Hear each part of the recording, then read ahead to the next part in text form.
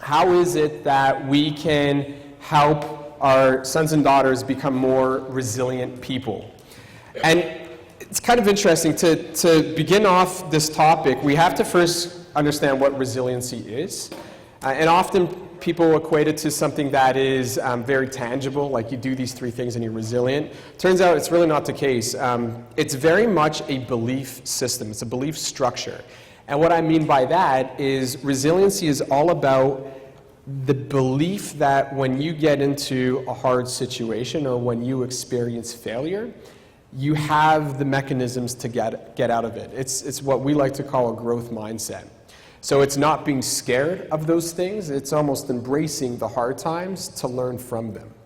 Now, the reason why resilience is so important is, especially with people with learning disabilities, is we meet a lot of failure in our life, and we need some mechanisms to overcome that failure and to view it as learning opportunities. So what I want to do is really share with you a couple of action items that allows us to begin to set up to have that outcome, that belief structure of resiliency. Now, to get there, the thing that we can actually do, like the tangible items, is this thing called self-efficacy, which has 2 major components to it. The 2 components is self-advocacy and self-efficiencies. That's where we're going to spend the majority of our time together, is unpacking how is it that we can become strong advocates for ourselves, and how is it that we can become more efficient people. And once you have those 2 things in place, that's when that belief of resiliency really begins to take shape. Let's start with the advocacy. So kind of by definition, advocacy is understanding yourself, understanding your rights, and being able to communicate to people around your rights and around your understanding of yourself. And what I mean by that is, especially when we talk about people with learning disabilities, we have challenges. We have things that if we're asked to do, we will not be successful in them. And that shuts us down. So advocacy is communicating to people up front, hey, if I need to do these things, we have to build a plan in order for me to be successful on it. Because if you just ask me to do it, it's not going to end well. The piece that, with self-advocacy, that we really struggle with is the communication aspect. A lot of us naturally know kind of what we're good at and what we're not good at, and where challenges will lie. A lot of us probably even know our IEPs, or at least are acquainted with them. But the hard part is the communication, is actually actioning that information. So often we become kind of in the closet advocates, where we're very angry at home all the time, and we share to friends and people around like all of these things that should happen, but we have a hard time communicating them. And more specifically, we have a hard time empowering our kids to communicate that information for themselves. The reason why that's important is it's very powerful when a child advocates for themselves. It really pulls on the emotional heartstrings of educators in particular, where they can listen and they open up a whole bunch. There's a lot of empathy. Often, when we have very strong parent advocates, it's almost the exact opposite result, where tension happens, especially if you were kind of like my mom. I always laugh because I considered her like Rambo when I was in like grade school. She always like walk into the school locked and loaded and just start blasting some of my teachers.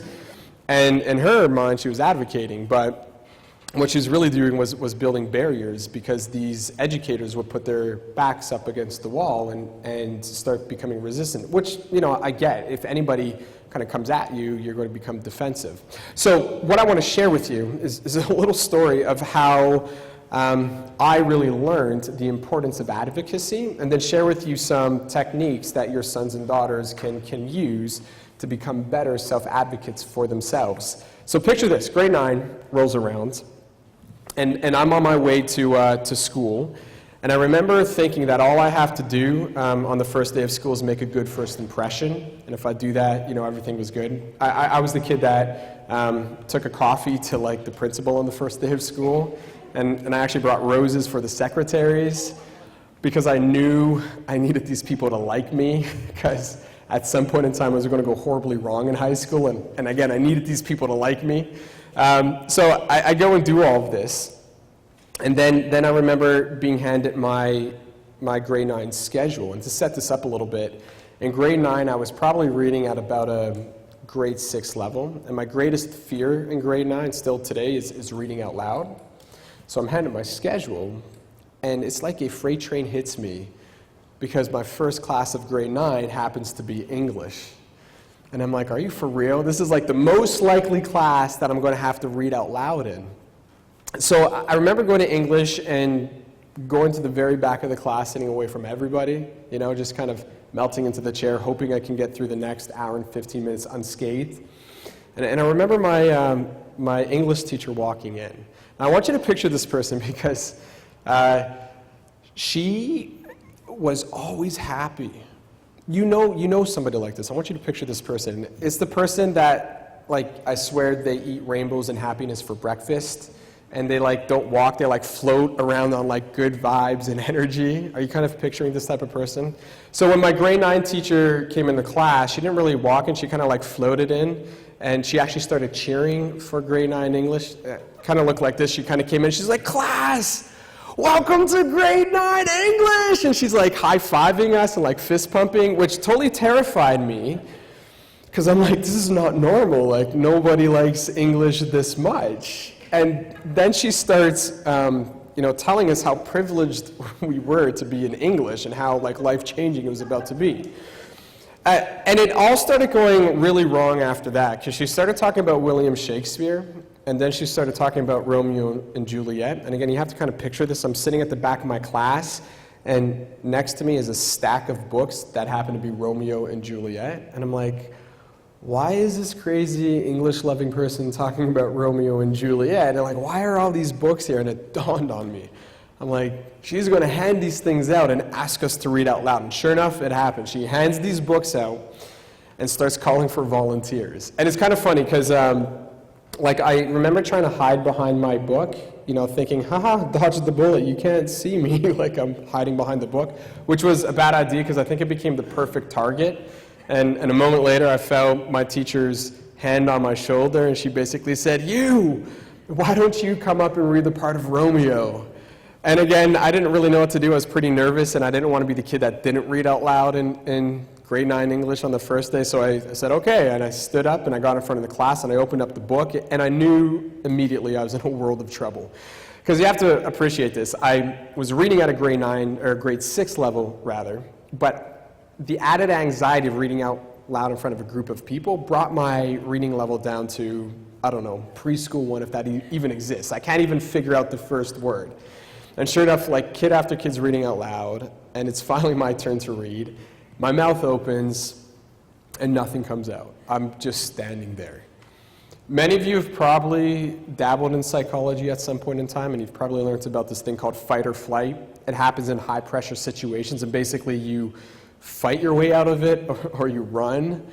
Fight or flight took over. This was a high-pressure situation. I'm not entirely proud of what happened, but it kind of went down like this. I looked at my poor grade 9 teacher, and I heaved Romeo and Juliet at her. That was my fight. My flight became this. I just ran as fast as I could in that classroom. It was like a scene from Forrest Gump. I was done. Staring at the back of the wall, and I'm like, I'm out of here. Thank God, though, it was September, and I was on the first floor of my school, because as I started approaching the back of the room, I recognized there was no doors anywhere. There was only one open window. So my plan became this. If I get a little bit more speed up, I bet I can Superman myself through that window, and that is way less embarrassing than, having my grade 9 English teacher try to sound the words of Romeo and Juliet out loud with me. So I do that. I jump out of the window, and I'm gone. And it was a good thing that I brought that coffee to my principal that morning, because I met him 5 minutes after that. It was a horrible first day of school. It was dreadful. And I share that with you only because that grade 9 teacher taught me about advocacy. And you have to recognize that English class didn't, go very well, so I chose not to go back for a little bit of time. And my grade 9 English teacher, she found me one day sitting in my cafeteria, and I hadn't seen her for 3 weeks. I remember she floated on over to our table, and I was very nervous. I'm like, I've run away from you once. What are you doing here? And she nailed me with a life-changing question. She looked at me dead in my eyes, and she said, what are you afraid of? And I was in grade 9, so my obvious response was, I'm afraid of nothing, miss, I'm the king of the world. But I got really nervous when she asked me that, and she nailed me again with it. She said, really, what are you so scared of? And she was a very wise person because she saw my whole demeanor change. I mean, my shoulders dropped, my head fell, all this emotion started brewing inside of me. So she kind of grabbed me and threw me in the hallway. And I remember looking at her, and I knew I had a choice to make. And I really vividly remember this. I remembered I could have told her something to get me out of the situation, like I'd done so many times before, and say, like, Miss, I'm really upset because, my hamster is sick, and I'm not okay, as tears, fall down my face. Or I could actually tell this person what I felt. And for whatever reason in that moment, I chose to do the latter. So I looked at that teacher through tears and barely getting the words out. I said, you want to know what I'm afraid of? I'm afraid that I'm a stupid person. And I'm afraid to disappoint my mom, and I'm afraid to disappoint my dad. And mostly I come to school every single day, and everybody's doing stuff, they're learning, and all I'm doing is, counting the minutes until class is done. And again, you have to kind of recognize when I was saying this, it was horrific, like tears, I was sobbing, I was barely getting the words out. So you would think a normal person would, hug me because that's normal. Not my grade 9 English teacher. I remember she looked at me and she goes, DJ, that is fantastic information, DJ. Thank you for sharing it with me. And I'm like, what is wrong with you? Like, hug me, I'm not okay right now.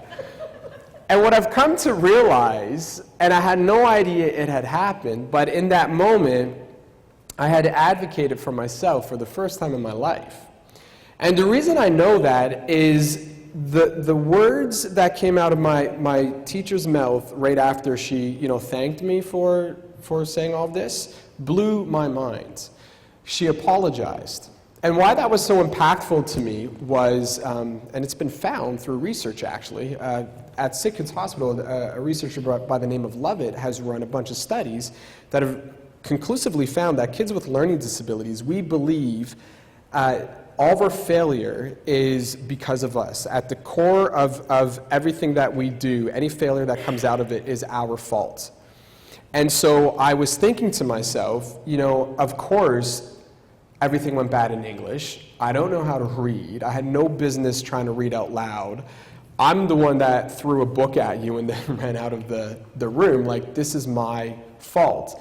And for the first time ever, somebody looked at me and said, no, it's not all on you.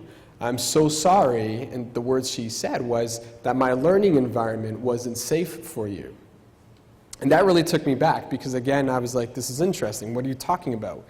And she started unpacking the fact that if she had known that this challenge that I had with reading was there, she would have never asked me to read out loud. In fact, she would have set me up for success. And that's what she started telling me. She said, we got to get you back to grade 9 English. Let's figure out a strategy so you can come back and read with confidence. And she was brilliant. She kind of parsed together this little strategy and basically gave me the reading that I had to read out loud before everybody got it, like a day before everybody got it. And she made a mark in her book of the paragraph that I was going to read out loud. So I could go home and rehearse it, be comfortable with it. So when I came back to school the next day, she ensured that I read out that paragraph that I had practiced. And that changed everything. And how it changed everything was all this anxiety I had in the class just dissipated. I was no longer scared of being ambushed. I was no longer fearful of being embarrassed. That advocacy bit allowed me to start engaging in class in a way that I had never done before. So when we talk about this idea of being, resilient, it is so important to advocate for ourselves. It's so important to see bad situations coming at us and doing something about it before we get into it. And when we do get into it and it goes so bad, it's remembering and realizing that did not work out. What could have I done next time so I don't experience the same type of failure?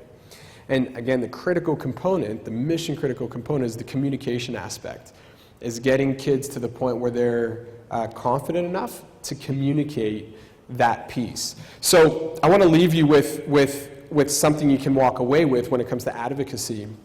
what has really been found to be one of the most tried, tested, and true ways to have kids self-advocate for themselves is to write dear letter teachers to each of their teachers prior to them even having the first class with them. And what I mean by that is quite literally, if they're in grade school or in high school, just before school starts, for them to write a letter saying, this is who I am, here's kind of my challenges, this is what's worked in the past, and either getting it to the teacher beforehand, maybe working through the office, or on that first day of school, having your son or daughter hand that letter.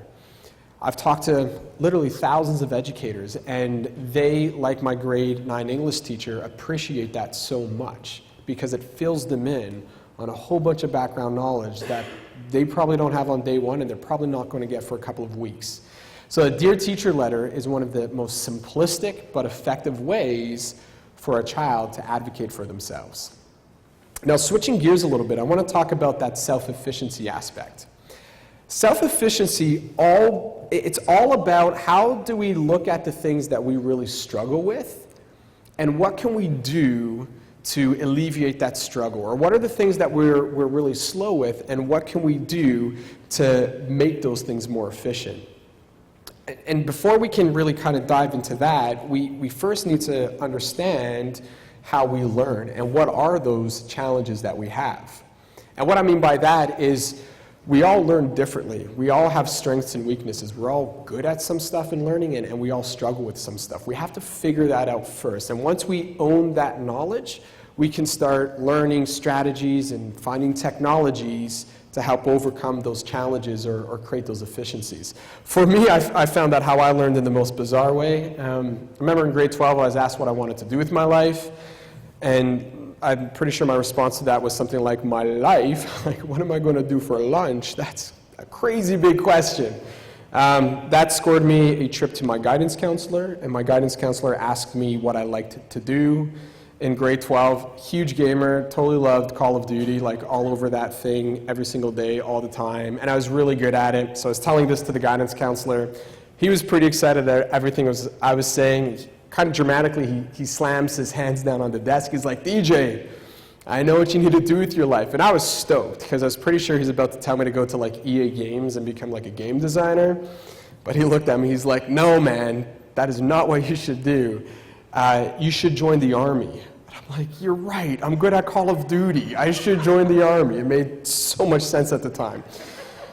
Anyways, I listened to this person, and I enlisted to the Canadian Forces, and before I knew it, I was on a bus to Land Force Central Training Area in Meaford, Ontario, training to become an infantry soldier. But something magical happened at my time in the military, especially when I was training. And the magic that happened was I was good at it. Like, it's kind of hard to describe. Soldiering just came very naturally to me in a way that learning in school never came naturally to me. All of a sudden, I'm in this environment, and stuff makes sense in a massive way. And after my service, I was really curious about why was I so successful in the military, and why was school so hard?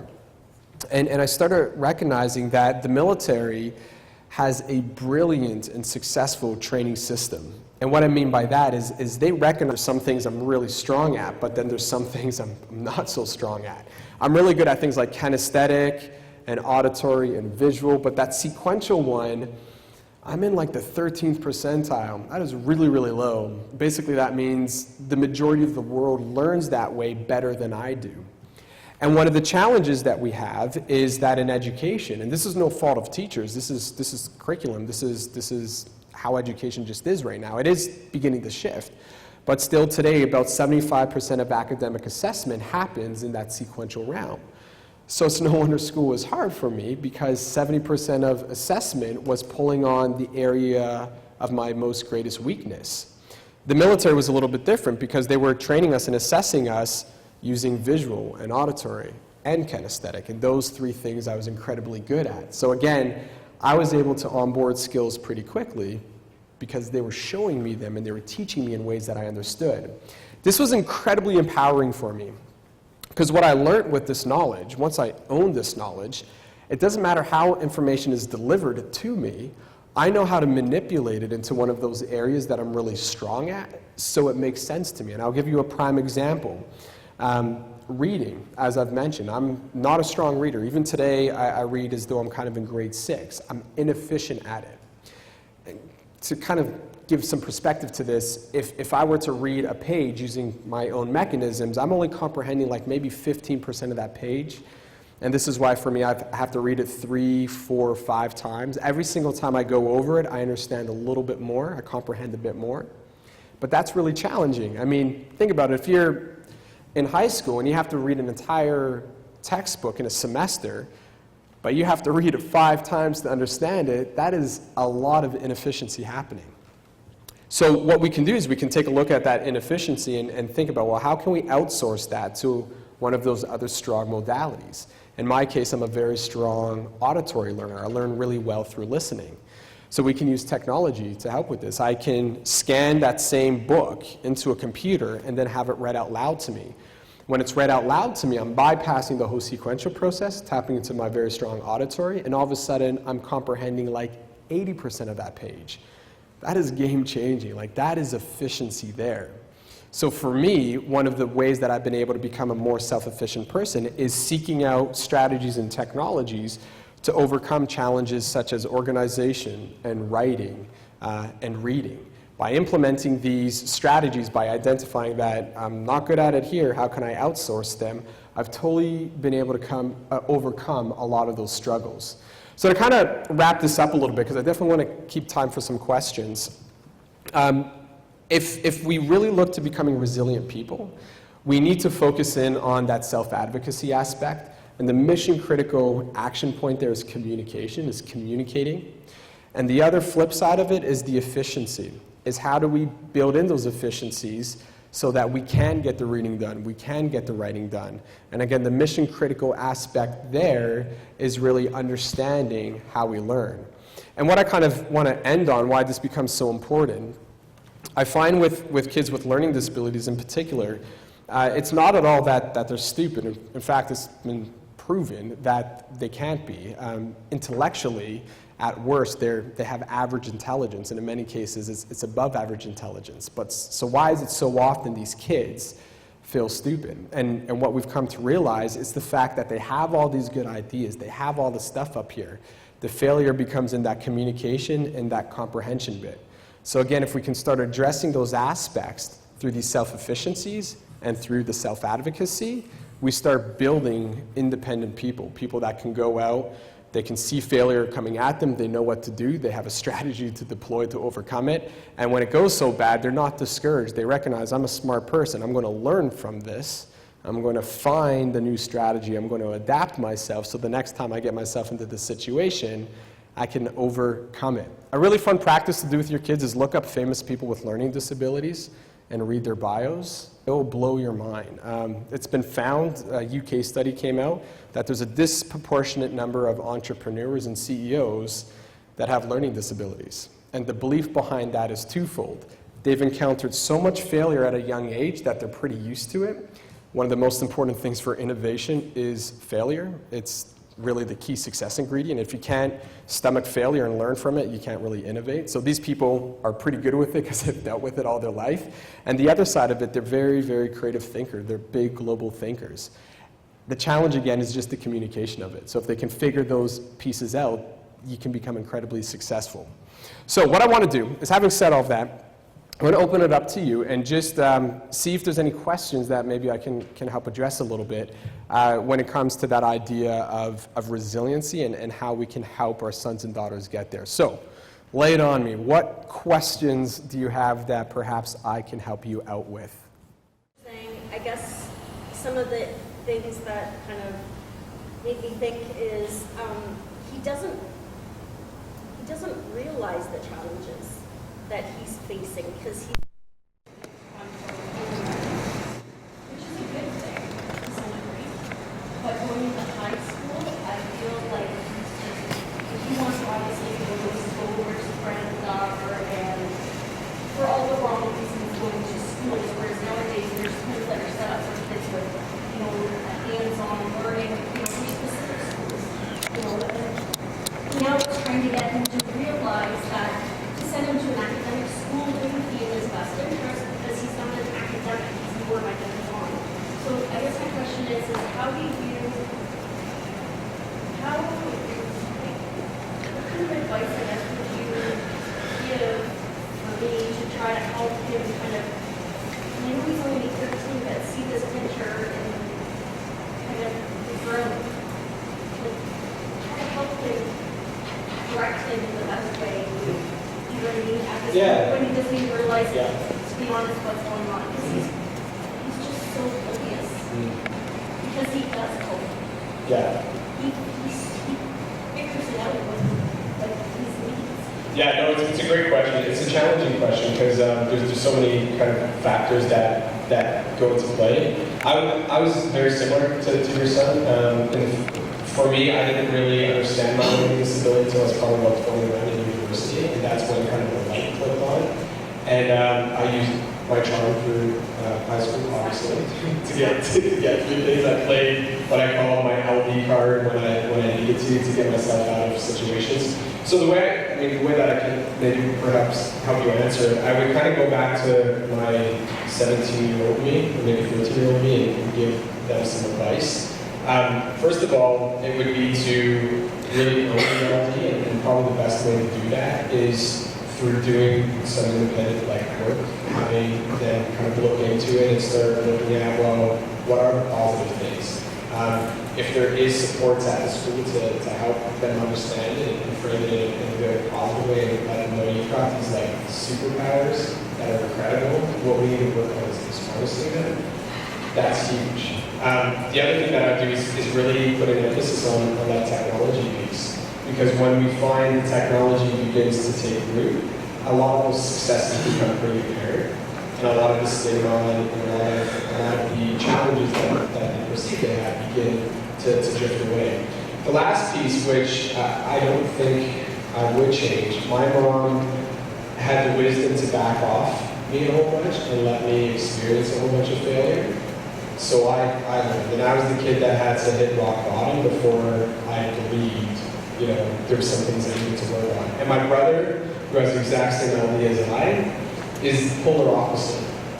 He was the kid that was totally determined. He put the 8 hours a night in studying, and he wasn't going to let this thing defeat him. And it was kind of interesting because we were both told, both my parents were told to prepare themselves that Todd and I would graduate high school. And so my dad and mom actually converted our garage into a woodworking studio. So at a young age, we started a little company called Cunningham Creation with woodworking, and the idea was to give us some tangible hands-on skills. And it was great. I can renovate stuff, and my wife loves it, which is horrible because my honey do this is massive, but that's a side note. But what was interesting with all that, it gave us some confidence. But more importantly, what began to happen was both my brother and I were okay in that academic setting. And it was hard, but we figured it out. And my brother just completed his postdoctorate in neuropsychology. He was one of the researchers at OASI at U of T. He was the person that was said, you're not going to graduate high school. And if we were taken out of that academic system and we were put somewhere else, or everything was modified for us, it's been proven through modification, we will never really catch up. We wouldn't have been exposed to those opportunities. I wouldn't have been able to go to university, he wouldn't be where he is today. So in saying all that, it's hard as parents. I've got a 5.5-year-old now, and it's giving me a whole different perspective. But now and then, what my mom did was let me have those failures. But as I started off, what she always did is she had that security network of just loving me so much there that she let me experience the pain and the hardship, but then was right there when I needed that love, that support, and that hug that allowed me to carry on.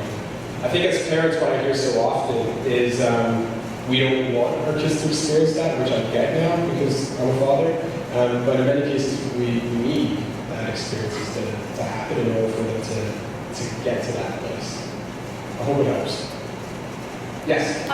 You had just mentioned a modified curriculum. Mm-hmm. And that is very true. It's happened to my son. He's in grade 7. And he's 2 to 3 years academically behind his chronological age. And all they did, or all that was happening is they modified. Every year they modified. got into grade 7, couldn't add, couldn't subtract, but they wanted him to calculate the surface of a table. So they modified, but he's never learned. So what would you have to say when you say when you modify, it doesn't necessarily lead to success? Yeah. So, I mean, one of the areas of emphasis is always how do we build the tools and the supports so that the curriculum doesn't have to be modified. Because again, it's been found that when modification happens, it's really hard to get back into that academic stream. So that's where, again, things like technology becomes a key component. Is how do we augment, how do we support that individual through technology? And a prime example would be spelling tests. I'm of the era of spelling tests. Spelling tests did not work for me at all because I today was still not a good speller, and all I did was be really angry at spelling. So the today thinking is, forget the spelling test and try to correct that.